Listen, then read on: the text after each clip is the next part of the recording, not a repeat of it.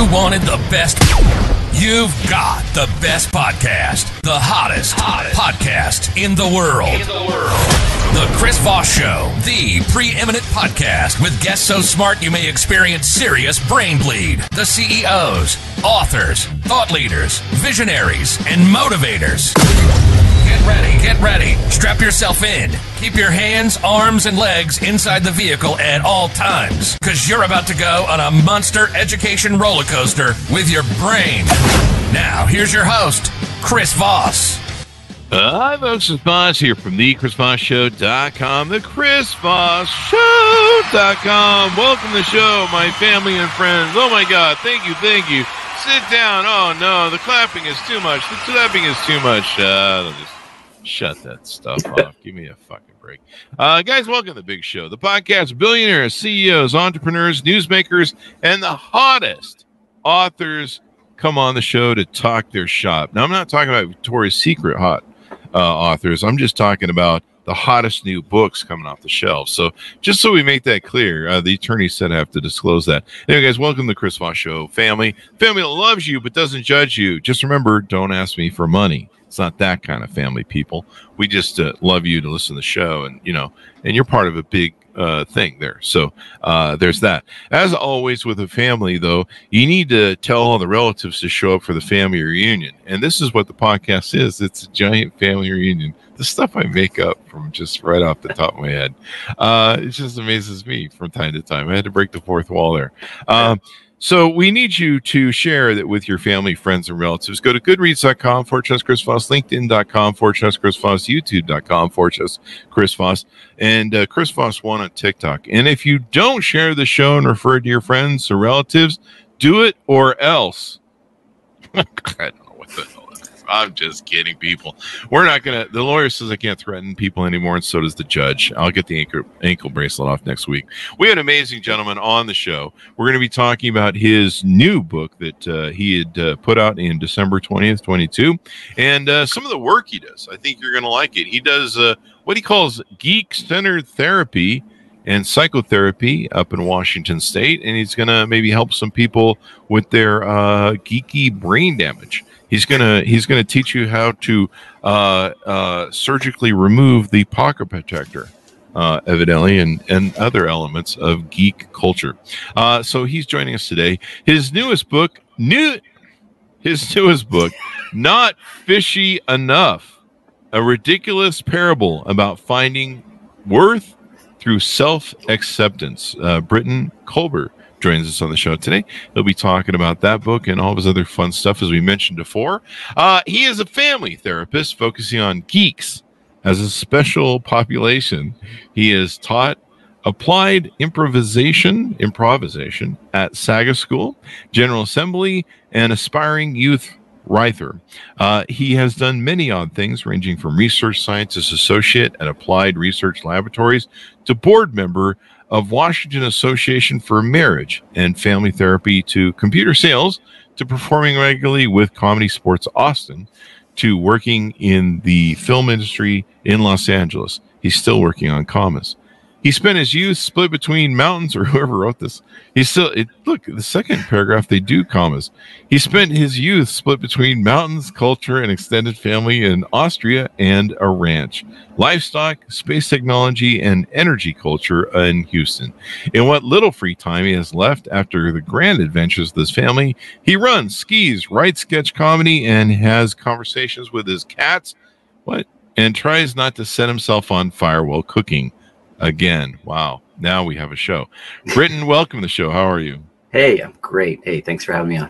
There you go. Please don't let me forget to ask what that final cooking on fire story was. But in the meantime, get us to your .com so people can find you on the interwebs. Hey, I've got two .coms, BrittonKolber.com, because that's hard to spell. It's BrittonKolber.com, or even better, notfishyenough.com. There you go. And we need to get something else later in the show. Don't let me forget about this. But the title of your biography is Behold the Family Knows. So we'll get that. So give us an idea of why you wrote this book, Not Fishy Enough. Well, I wrote this book to solve a problem. So I was realizing that after many years of being a psychotherapist and helping people through things, it turns out I was kind of following the roads with people like, this is the thing happened in my childhood, and this was my ex, and blah, blah, blah. My mom doesn't love me. All that. And then it keeps coming down very frequently to like this thing where it's like, well, I just don't believe I'm worth anything, or variations of that. Sometimes it's shame, or just like, I just don't believe I'm really that good. Mm-hmm. And it's kind of like this problem kept coming up. And I was like, well, what if I could do kind of an almost time travel kind of thing? What if I could just prevent this sort of thing from happening? At least for like the younger set. Mm-hmm. How do I prevent this kind of like, I'm not good enough, so that I can, kind of work myself out of a job, but also like cut down on a lot of suffering. There you go. So do you find that a lot of those elements, just to clarify what you said, a lot of those elements of my mom doesn't love me, my dad didn't hug me enough, tell me he was proud of me, my grandmother told me I was ugly, that sort of thing, it all boils down to that. I'm sorry about that, by the way. Yeah. Huh? I'm sorry about that, by the way, with your grandmother. I had a really toxic family. And it all boils down to that one thing about how you're unlovable and not worthy enough. Yeah. Not you personally, but right. Well, I did believe that.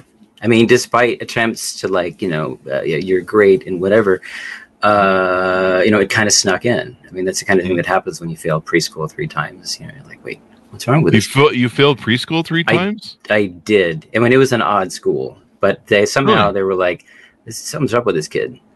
That's like a callback joke we do on the show, only we use 2nd grade. We use preschool a couple times, but we usually say I flunked 2nd grade. Yeah. We did some testing on it, actually. But you actually did flunk. I seriously did. They were like, wow. They would ask me like questions, like, all right. Does a boat have wheels? And I'm like, okay. Good. Trick question. Yes. And they're like, oh, God. They're thinking like, oh, no. Cars have wheels. Trucks have wheels. But like boats, well, steering wheels and pulleys on things. They weren't expecting that from a preschool. As a kid, I had like, I think I saw some boats that had wheels. You could pull it across the thing. But if you think from a realm of possibility where you're like, you're an idea man, you're like, it could. Yeah. So that's what was going through my head. I vividly remember being asked that question. There you go. Like working it through. There you go. Well, fuck those people. So you flunk it 3 times, and well, okay. So let's go. We'll do a hero's journey here in a bit, but give us a 30,000 overview of what's inside the book. Evidently, there's a bit of a parable in here. Yeah. The parable is, let's see, the 30,000 view of me is like I tried to solve this problem that I mentioned before. How do I kind of prevent this self-acceptance thing from like going dark?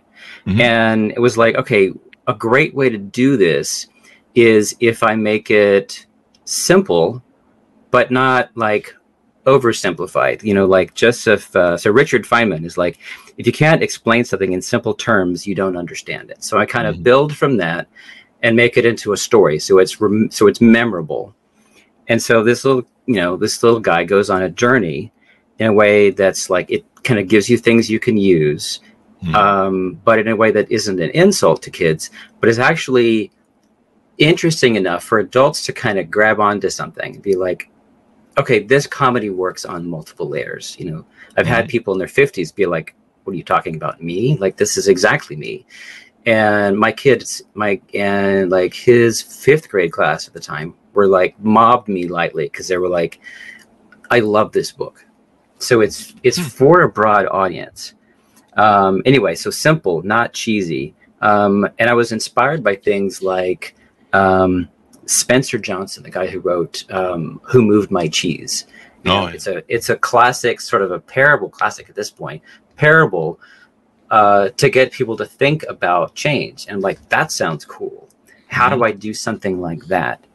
And then, I started iterating on it, like writing about it. And like a couple of years into it, like, okay, I think this is ready. I kind of workshopped it with a lot of folks, and people keep responding to it. So it's been really amazing. There you go. In I believe there's illustrations in here, and it's kind of part of the parable is a story of crabs and fish. Yeah. And so the other high level thing is it's kind of like it's about a crab that grows up in an isolated tide pool, adopted by fish. Mm-hmm. And so there's no other crabs around, and fish is his example. He just grows up thinking he's like a really incompetent fish. Like he can't, right? He's got to eat with his fins. He can't swim properly. He feels like an idiot. What an idiot. Yeah. I mean, well, I'm judging. Well, feels like it. I'm sorry. Yeah. My bad. I'm not but see, it happens. It happens. Not helping the healing here. Yeah. So, is this targeted to, because it's illustrated and, it talks about crabs and fish and some fun sort of characters, is it targeted to a certain audience of age or just fun for everybody? Well, if you try to categorize this on Amazon or the bookstore, they kind of cross their eyes a bit because I'm like, yes, because it's clearly for kids and it's clearly for adults. But the best cross-section is for kids and the adults who care for them, because it's, especially with the questions at the end, it's about sparking a conversation. How do you talk about worth? How do you talk about critical thinking? How do you talk about like fitting in? How do you talk about gender in a way that feels like it's safe enough to talk about? There you go. Yeah. And parables are a great way to learn. I mean, you learn from stories because sometimes just someone telling you, "Hey, you're an idiot. You should fix yourself," is a little hard to learn from. So it turns out, that's what people have been telling me for 55 years, and look how that turned out. Parables going through learning self-acceptance. I really never thought about it, but a lot of different issues of what people have. I mean, I suppose childhood traumas and abuse and different things can fall into that same category of learning to finding your self-worth and accepting yourself because so many people have treated you worthlessly, I suppose. All right. Thanks, Mom. Well, one of the things I think that is awesome about self-worth and like self-acceptance, thanks, Mom, is okay, good. Is like if you actually like yourself, which is a hard concept for people. What? I know. If you like yourself, you don't care that much about what other people think. Yeah, that's true. Screw those people. Right. It's kind of like whatever, I still don't like myself, but I still say screw those people. Okay. Well, that's different. We can talk about that after the show. That's a different malady. That's a different psychosis. Yeah. Gotta love narcissism. So there you go. So you wrote the book, and it's designed to help people, and I guess you use it in your practice. One thing that's interesting about your practice is we aforementioned geek-centered therapy. Yeah. So you work mostly with people who are geeks? Yeah. All right. So do you turn away people who are not geeks? Like you're just like, I'm sorry, you're not geek enough. No, not yet. Right. I mean, the thing is, everybody's got, geeky is kind of like a culture thing. It's kind of like if you're into things, you don't care what other people think. Mm-hmm. It's not all like Star Trek and Magic the Gathering. It's just D&D, like D&D. It's people like getting into something. They don't necessarily care about what other people think. They're just excited about entomology or whatever the heck there is. There you go. Yeah. So you work with the socially awkward. This is per your website, so I don't want people to think I'm throwing shade at people who wear pocket protectors all the time. He's done great work with the socially awkward, the obsessed, the passionate, con attenders, referring to like Comic-Con. The cosplays, the D&D players, the sci-fi enthusiasts, the philosophers, the engineers, the scientists, the coders, developers. You ever work with furries? They're pretty geeky too. Not yet. There's still time. That's the edge. I wouldn't be surprised if like 2052, there's like, the first openly furry public official or something. There you go. Well, you are in Washington, so I think you'd have to open in Portland, Oregon to experience some of that. So there's still time. There's still time. I'd like to. There's a whole. I'm sure there's a whole psychological 10 to 20 year business there of solving whatever's going on with furry things. Yeah. And yes, I am judging. You also talk about trauma and the chaos of ADHD. Yeah. You have advanced training in those. So what are some of the ways that you help people? And I guess you only practice in Washington, so people would have to deal with you up there. But what are some of the things you find people that are of the geek nature? Maybe this should be a gender because there's already 500 of them. What do you find people the geek nature suffer from the most, or or majority of the time trying to overcome, other than just being geeks? Well, I mean, honestly, a lot of it is about self-acceptance. Mm-hmm. Like, it really does, like, segue right into the book, because they didn't necessarily choose to be into whatever they are. It just kind of happened to them, you know? Yeah. So, you know, it could be like people that just really like data science, you know, they just, you know, and the people that, you know, like to code, they like to do cosplay, they just have trouble thinking like it's okay to be who they are. You know, they get up frequently bullied or at least socially ostracized. They go to college, they kind of find their people often. They're like, oh, great. Okay, there's some more people like me. I feel like less of a freak now. Yeah. But also imposter syndrome, depression, anxiety, like they all kind of go together.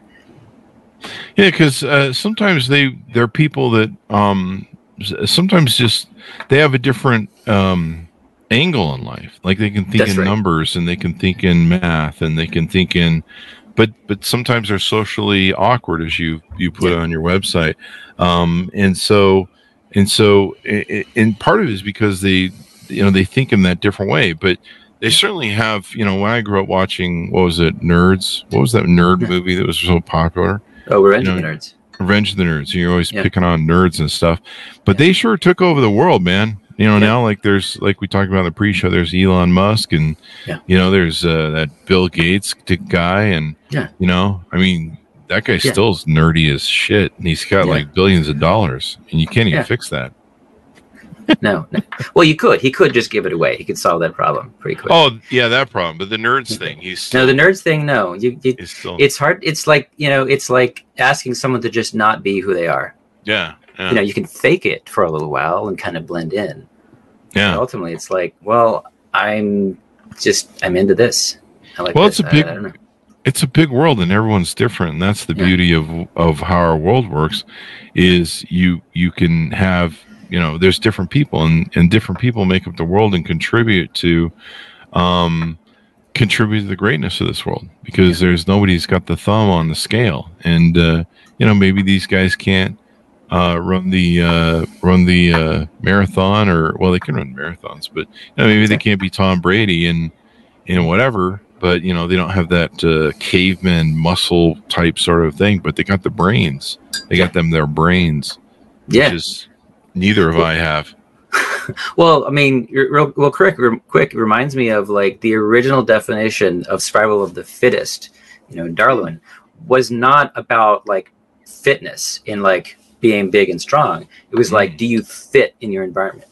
So if our environment favors like being smart and kicking butt that way, well, that's the fittest. That's all there is to it.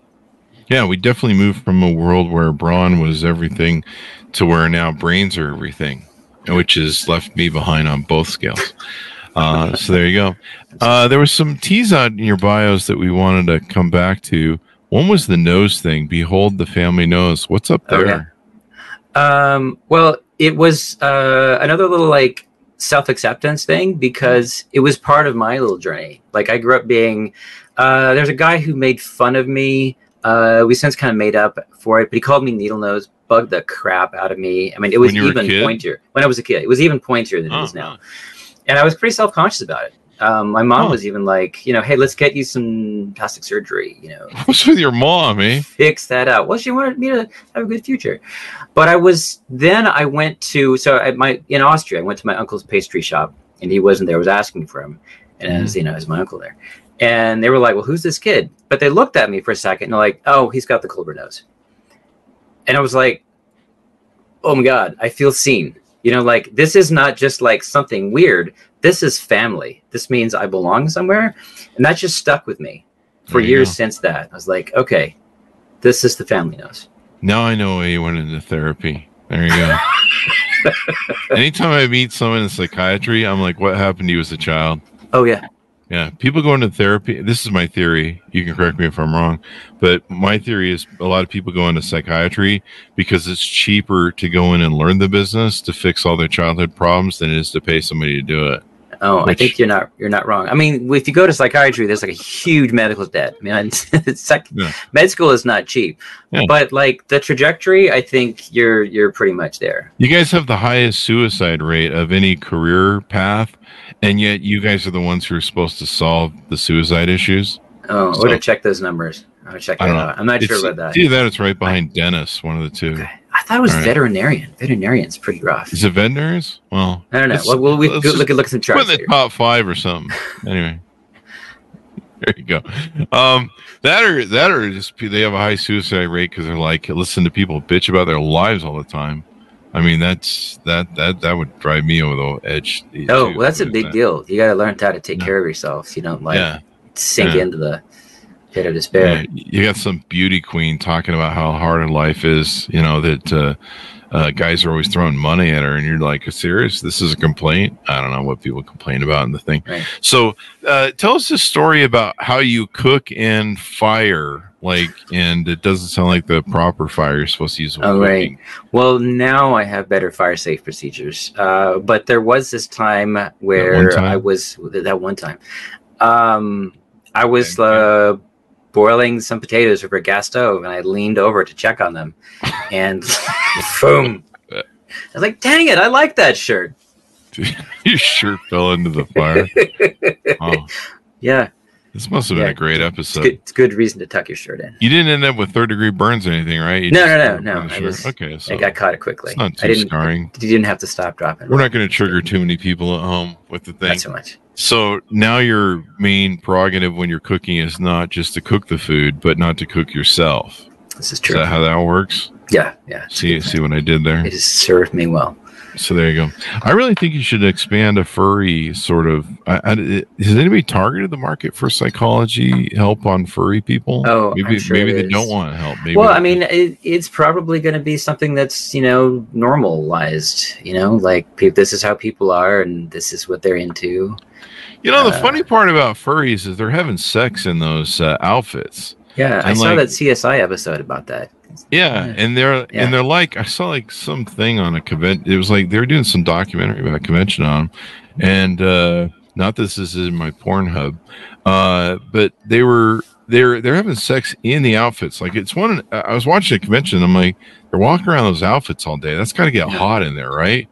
Like I've got we used to do a thing with the rubber horse head when I go to conventions and events like CS, so we take pictures of all of us casually sitting around and just one of us having a horse head and just like it looks like we're having, we're in a bar having, conversations and stuff. Mm-hmm. Like, hey, it's a horse in a bar having conversation. Who knew? Funny shit like that. And so we do it as a gag, but I mean, you can only wear that thing for like about 2 minutes before your head explode with fire and heat. And I'm like, how are people walking around wearing that? And then I understood those guys, were doing the wild thing in the suits. And I'm like, how do you not catch on fire and like explode from internal combustion of heat? But I mean, you might be in a if you're making your own outfit, you're probably thinking of ventilation in there somewhere. Yeah, maybe there's a ventilation system to it. Maybe I should look into this more. Maybe I don't want to look in this more. I think. And clearly, if you're having sex in it, there are some holes in it. So there you go. Yeah, I don't know what that means. Okay, we can stop right there. Yeah. There you go. Yeah, you can find that on Twitter, folks. So what have we talked about with your book and your work that we want to tease out to people and get them to contact you and work with you? I think one of the biggest things is the sort of changing your story. Like Edwin comes in believing that he's just a incompetent fish. And then as the story goes on, he's like, well, maybe there's something else. Maybe there's a different meaning I can make out of my life. Right. And when I think about like the different meaning I can make out of my life, I start thinking about constellations. So when you look at stars in the sky, I mean, if you're in the city, you're not going to see that many, but you think about stars, they're just data points, and it could be a little dipper, a little water thing. It could be a little bear, but if you go back far enough, Babylonian times is a wagon. In China, it's a purple house. So the same things can have different stories. And so I want you to look at your own life events, not be delusional, not just edit stuff out, but just look at the things that happened and be like, how can I make a different meaning out of it? How can I make a different story out of it? And that's kind of what Edwin does. And he's encouraged along the way to go like, what if you're something else? What if you're actually cool just the way you are? You're just not what you think you are. Yeah. Does that make sense? Yeah. That does make sense. And maybe what you think is cool that you're not, or people told you weren't when you were growing up, is you're really just cool, and it's fine. It's everybody has a different flavor of cool, or a different being, and everyone contributes usually. Yeah. Even if you're into being a furry. Yeah, even if that's the callback. So there you go. It's interesting to me. You give me a new concept and epiphany on. We talk a lot on the show about traumas and the traumas that the show gives to people. And for listening, I'm so sorry. Yeah, well, that's why people keep coming back. They're addicted. I think the trauma comes from the intro, like they're expecting like monster trucks. Yeah. It's I think I had a presidential advisor one day. He goes, hey, I thought I was in a monster truck show or WWE. Like, what's going on? I personally keep expecting like some kind of like 2 Chris Vosses enter, 1 leaves. There's that other Chris Voss, the FBI negotiator. I'm seeing you guys on the same show. We were talking about doing death cage matches. And having like authors come on the show to do that, and they fight each other to the death or something. Maybe there should be I think that's pretty much every episode we've ever had is the fight to the death of any brain cells left. I don't know, whatever. There's a joke there somewhere. I'm not going to unravel it. But there you go. And this. So you give me this idea that it's about self-acceptance. So do you just beat people over the head when they go, my mom didn't hug me enough as a child? Just like, shut up and just accept yourself, dummy. It works every time. Basically. No, it's got to be like an invitation. I mean, like the first mentor I ever had in psychology was this guy, I believe it was from Nicaragua, and he used this joke like several times. And he says, how many light bulbs, how many psychiatrists does it take to change a light bulb? I'm like, I don't know, just one, but it has to want to change. Right? So it's all motivation, The light bulb has to want to change. Wow. Right? So you got to follow the motivation. So if someone wants to beat up on themselves, you got to find out why they want to do that. Most people beat up on themselves and don't like themselves because they think that's the only way to succeed. They think if they accept themselves the way they are, well, then that's it. That's it. They have to stay 200 pounds overweight. They have to stay underachieving. But according to and is it social standards that make them feel that way? They're like, well, I'm not Tom Brady, the caveman, muscle type dude. Yeah. So therefore, I'm an underachiever if I'm not that, because that's what society tells me. Yeah, I mean, it basically starts. I mean, one of the reasons I picked like this age group for the book is like that seems to be where the comparison starts setting in. Like around between 8 and 12, something just kind of turns on, and kids are like, oh, I'm just going to stop making art because I'm not very good at it. Or maybe I'm just not the best football player in the world. And because they start comparing, they can go one of 2 directions. They can go towards critical thinking, like, all right, what do I need to do to get my art to look better? Or how do I up my game? Or they can go to another direction, which is self-judgment. It's like, well, I just suck and I should just stop trying. Right? And so that's what I want to get people to stop judging and start going towards, great, you want a goal. I mean, you want to change something. Let's find a goal. What can you do? There you go. Right? And so the questions you have in the book are designed for classrooms, mental health professionals, for caregivers in general. Of course, it's set in an aquatic fish sort of scenario. I like it. It helps people kind of identify that, hey, everyone's got a place in this world. It's a big world. It's multifaceted. Everyone's got something to contribute. It is tough when you're growing up, especially in high school, because, it seems like there's the jocks and there's the cheerleaders and then there's the nerds, and, it's kind of segmented into these different cliques and stuff. But, nowadays, nerds were the world, and I don't know, all the guys who were jocks in high school are, I don't know, they're working security jobs now or something. I don't really know. I'm just making that up, people. Right. People from my high school. But a lot of the guys, they do tend to kind of peak. That was their time. Yeah. Yeah. There's a joke there somewhere about that, but Sure. I'm not going to. Where did you fit in on this, by the way? I got to know. Like, I'm getting like you were not the jock, but geek's not your thing. Where did you fit in? I was probably geeky, but Yeah. I was also probably a narcissistic asshole, so I didn't really care.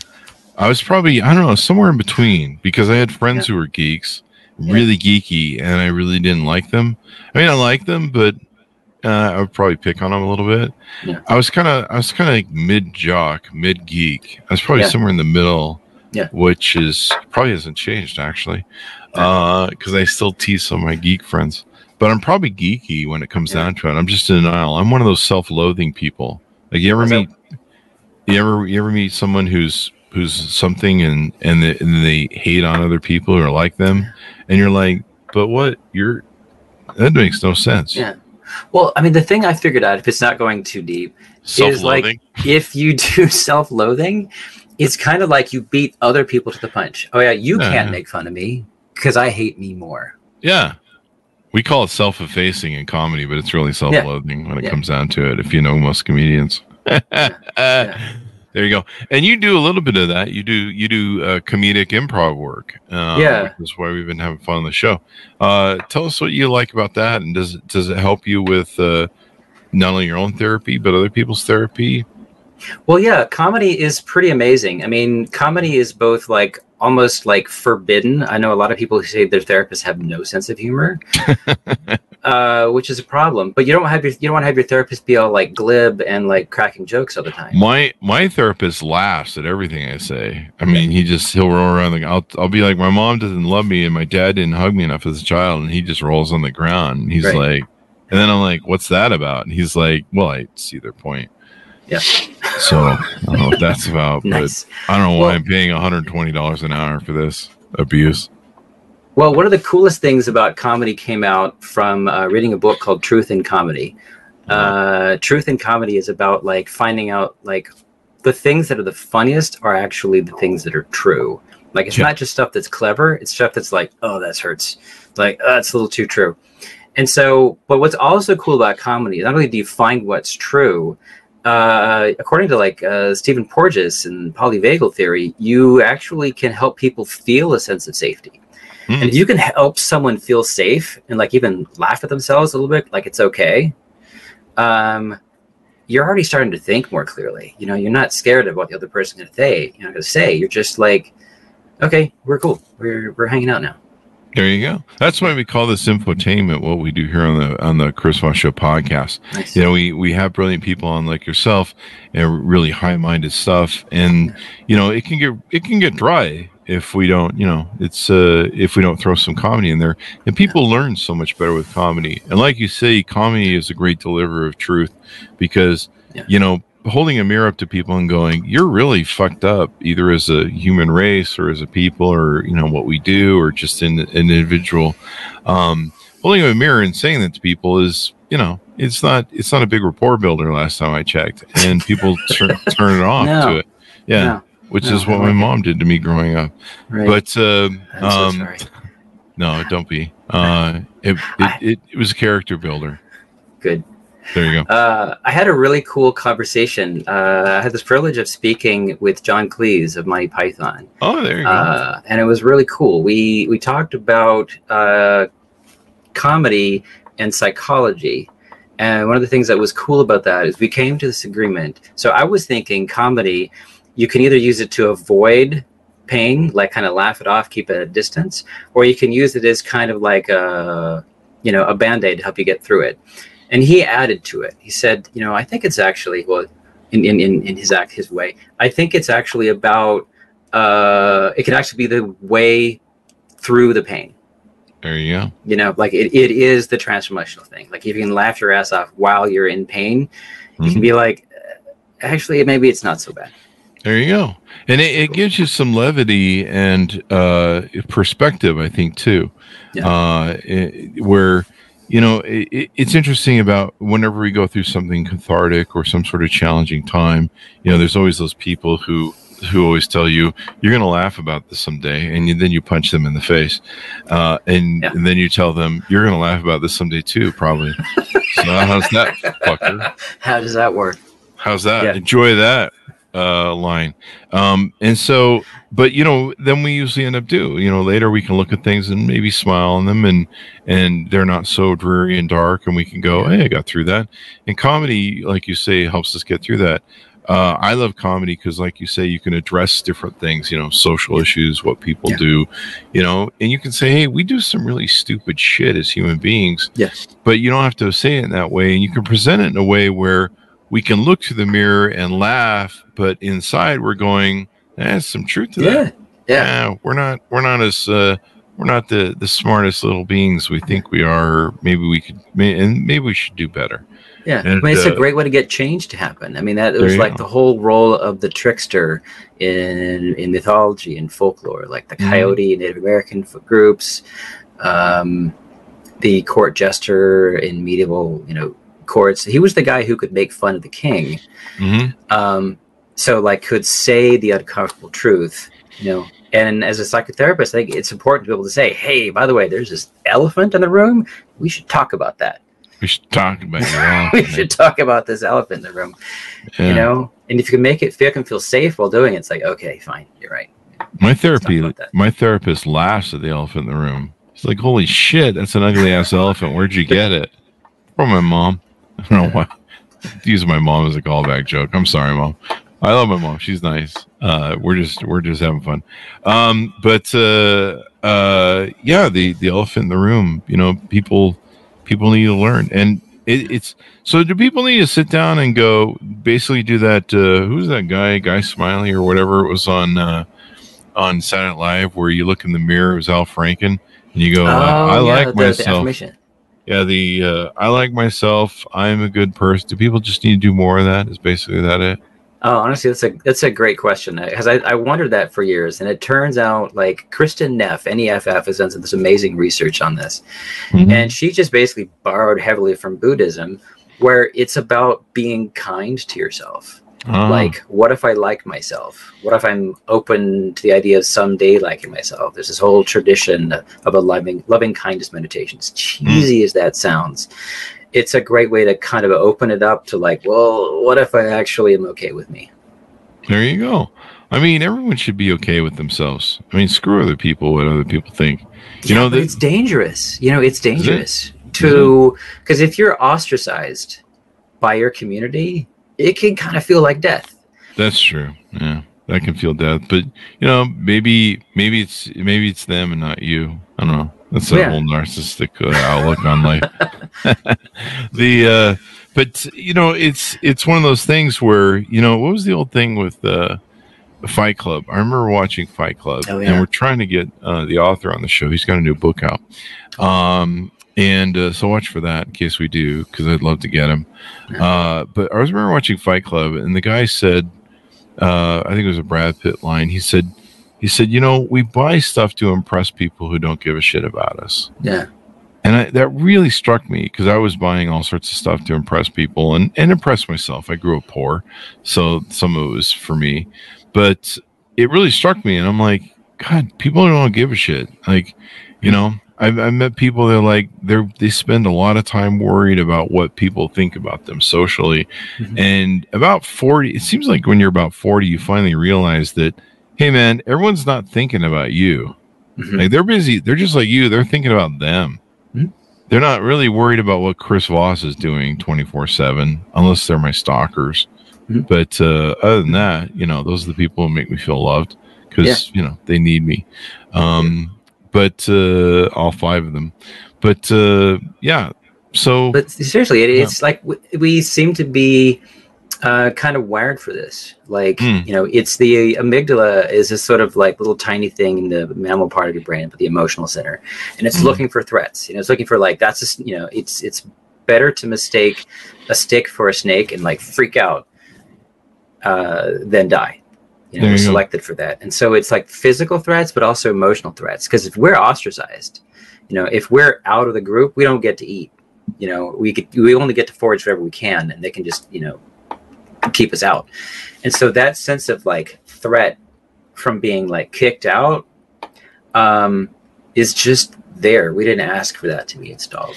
And so we've got to know that threat's there, and then trying to like keep that in mind. What do I do to not get kicked out, but also kind of like who yourself at the same time? So it's like a constant balance. How do we keep liking yourself, belonging to who you are, but also kind of fitting in, but not so much that you lose track of who you are? See, I just like myself a lot, and then I try to do everything I can to get kicked out of the tribe. But for some reason, they think it's entertaining, so they keep me. So I don't know. I just don't give a fuck anymore. It's there's some dark triad stuff going on there. I see that there's like a Rorschach test behind you or something. Oh, yeah, beside your book. What's that about? I'm curious. Oh, it's just this way. There you go. First. Yeah, it's just a little homage to like the traditions of psychotherapy. Every now and then I use one, but it's just just kind of fills in the blank. Like, well, what do you think it is? There you go. Is it weird that every Rorschach test to me looks like a female body part? Or is that something seriously wrong with me? I don't think it's something serious. I think it tells me that, like your social life needs to change a little bit. Do I need a frontal lobotomy? Is that a shock? No, you need a bottle in front of me. Very much more Willie Nelson. Well, we did about 20 years of that, so nice. Okay. Not going back to that. So okay. There you go. Any final thoughts you want to tease out, Brighton, before we go on? Britain. Yeah, thanks. Well, I think there's a lot of stuff that people can, learn from this book, but something that's not fully detailed in there that I think is a great thing to run, to take from this is a lot of like what we do comes down to this sort of mammal maintenance. And when I say mammal maintenance, it's like the Homo sapiens part of us, the logic, the deciding. If it was all about that, I wouldn't have much to talk about. We get in trouble because of all this mammal stuff. We don't feel safe enough. There's all this stuff happening behind the scenes about what we're afraid of, what our first relationships were, what our beliefs are, how we make meaning out of the world, and how we feel about it. And what we've really got to do, what I do most of the time, is just deal with all this mammal stuff. How can they take care of like this thing? It's almost like it's a wildly ill-trained dog, and you gotta like soothe this, especially in couples. They're like, wow, okay, let's see if we can do less blaming and more like seeing each other. But again, when you see they feel safe, the mammal's like, cool, and then Homo sapien back online. There you go. A lot of mammal stuff, eh? A lot of mammal stuff. Maybe I should start using that in my arguments with other people. Quit being a mammal, eh? So maybe they evolve. Yeah. Evolve. Sounds like most politicians and political conversations I have on Facebook. So there you go. Sure. All right. Well, this has been very insightful, cool. Britton, and very exciting. And I'm glad there's a resource out there for geeks everywhere. Everyone has a place in life. One thing I remember when I was a kid looking at the Sears catalog, and it kind of came to me that life is like the Sears catalog. You can choose the life you want to have. Just like you can look in the book and be like, hey, I want to choose this life. I want to do that life. And yeah, maybe your personality might be more geeky, or you might be better at math, and other people are better at social skills. But a lot of things you can really develop. Like I was a really closed off introvert when I was young. and I was a people watcher, and I learned a lot from that. But then the judge says I can't do that at the park bench anymore. I don't know what that means. But I slowly learned, starting companies, that I had to open my mouth and be a leader and communicate and be an extrovert. And now people can't get me to shut the fuck up. Yeah. So, which is what the judge also talks to me about. Yeah. And I'll get the ankle bracelet off next week. That's good. As long as they meet my parole conditions. To look forward to. But, people can change and grow. So I think it's important people realize that everyone's got something to contribute. And maybe the conversation needs to be like what you've talked about, gaining self-acceptance of yourself, knowing your self-worth, and, asking yourself, hey, what can I contribute to this world? And how can I make a difference? And there's so many different levels of where people share stories. I mean, there's so many people we've had on the show that share their stories, share what they learned, written great books about it. And stories are kind of like the owners. I know this is redundant. My audience is like, he's not going to say it again. But stories are the great owner's manual to life. We don't get an owner's manual. So sharing stories and helping each other, and then, of course, realizing we're not alone is a great owner's manual to life. And usually when you help yourself in that way, you help other people, too, because other people go, hey, I'm a furry and I need help, too. So there you go. Precisely. We need to have more furries on this show just so I can figure out what the hell's going on with that whole furry thing. It's a good job. And we can figure out how that whole heat element thing gets worked out, because that's what I'm curious about it. So there you go. These are things that I lay awake at night and wonder about. Like, how do they not internally combust wearing that for a whole, conference show? Yeah. So if you figured out, please let me know so I can get some sleep. God damn it. Thank you very much, Breton, for coming on the show. Give us your .com so people can find you on the interwebs, please. Yeah, you bet. Notfishyenough.com and BrittonColbert.com.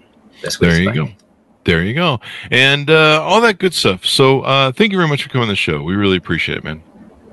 Thanks for having me. It's great. There you go. Order up the book where refined books are sold. Remember, stay away from those fishy alleyway bookstores. The book is entitled Not Fishy Enough, a ridiculous parable about finding worth through self-acceptance, out December 20th, 2022. There's a lot of twos in there. So December 2022. There you go. Britton Colbert. Look for it wherever their books are sold. Thanks so much for tuning in. We certainly appreciate you guys. As always, as a family, remember, the Chris Voss Show is a giant family reunion where the family gets together and I don't know, we throw food at each other. Something, or we listen to just great people that come on the show. Go to goodreads.com/Chris Voss, LinkedIn.com/Chris Voss, YouTube.com/Chris Voss, and Chris Voss 1 at TikTok. Thanks for tuning in. Be good to each other and self-accept yourself already. Damn it. We'll see you next time.